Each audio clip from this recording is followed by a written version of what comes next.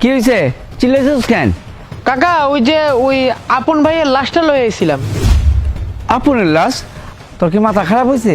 আমার পোলা তো 6 মাস আগে মারা গেছে, এখন আবার তার লাশ কই? আরে কাকা জানি তো 6 মাস আগে আপন ভাই মারা গেছিল। আপন ভাই তো প্রবাসে ছিল না, তা ওইখান থেকে তো লাশ আটকাইছিল ওই যে কি ফ্রিজিং না কিসে জানি এতদিন লাশটা ছিল।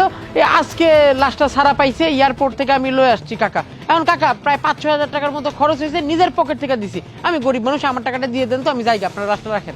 তোর মাথা খারাপ হয়েছে? আমি কোথায় টাকা দেবো? আর টাকা পয়সা কি আমার কাছে আছে?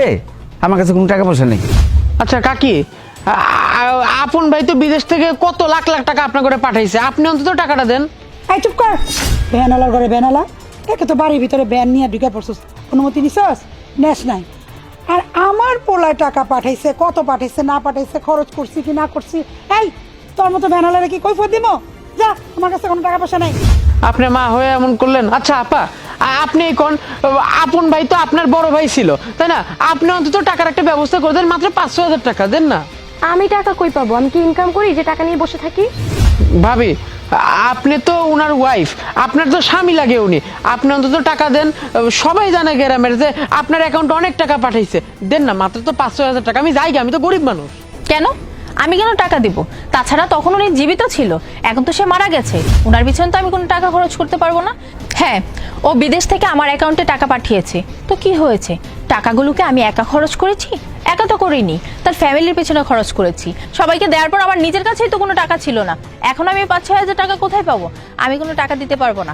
এখন তো মারা গেছেই, আর লাশটা থেকেও বাজে গন্ধ আসতেছে। এক কাজ করুন, আপনি এই লাশটা নিয়ে গিয়ে ডাস্টবিনে ফেলে দিন। বাড়ির মধ্যে এইসব কি? ও, আপনারা কেউই তাইলে টাকা দিবেন না তাই না? এই চুপ কর, বেশি কথা বলস কেন? এই পচা লাশটা নিয়ে কই ফেলবি, ফেল গিয়ে যা। কাকা কাকি, সামান্য 5-6 হাজার টাকা এটাও দিলেন না। ছেলেটা আপনার মইরা গেছে ঘা, লাশের পিছনে 5-6 হাজার টাকা দিলেন না। না দিল বোন, না দিল বউ, কেউই দিল না। হায় রে সংসার, হায় রে পরিবার।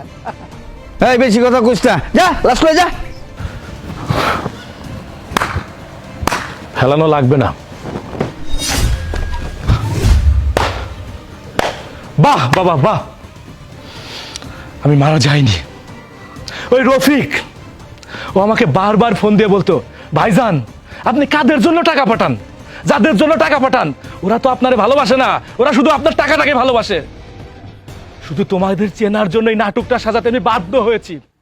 এই রফিককে ফোন দিয়ে আমি নাটকটা সাজিয়েছি। বাবা বাবা, তুমি তুমি তোমার সন্তানকে অস্বীকার করতে পারলে? মাত্র 500 হাজার টাকা দিতে পারলে না? তার লাশটা গ্রহণ করতে পারলে না? বাবা, তোমার অ্যাকাউন্টে তো কত টাকা পাঠাইছি, তুমি কি করতা? মানুষের বাড়িতে কামলা দিতা, কাজ করতে পারতা না? মানুষের বাড়িতে সামান্য 300 টাকা দিয়ে কামলা দিতা। তোমার কষ্ট দেখা, মার কষ্ট দেখা, বোনের কষ্ট দেখা, বউয়ের কষ্ট দেখা আমি সব কিছু ছাইড়া বিদেশ গেছি।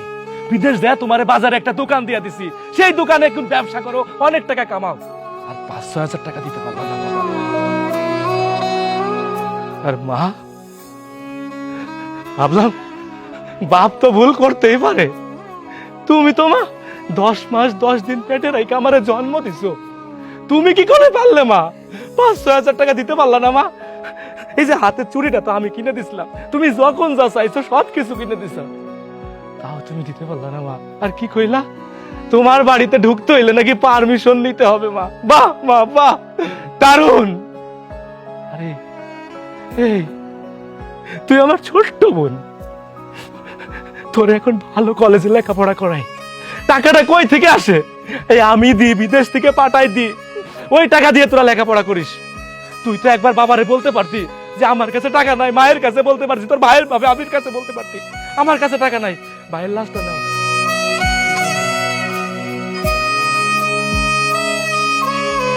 আর সোনিয়া, তোমারে তো ভালোবাসা বিয়ে করছিলাম, বিয়ার 1 মাস হইতে না হইতে বিদেশ গেছিলাম। কাদের জন্য? তোমাদের জন্য, তোমার সুখের জন্য। তোমার অ্যাকাউন্টে টাকা পাঠাইতাম, তুমি 5-6 হাজার টাকা আমার জন্য দিতে পারলা না। আর কি কইলা রফিকেরা, কি কইলা? লাশগুলা পয়সা চাইতেছে, গন্ধ বাড়াইতেছে, ডাস্টবিনে ফেলে দিতে। স্বামীর লাশ তুমি ডাস্টবিনে ফেলে দিতে চাও? হাই রে মেয়ে মানুষ, হাই রে মা, হাই রে বাবা, কার জন্য বিদেশ গেছিলাম? তোমার সুখের জন্য।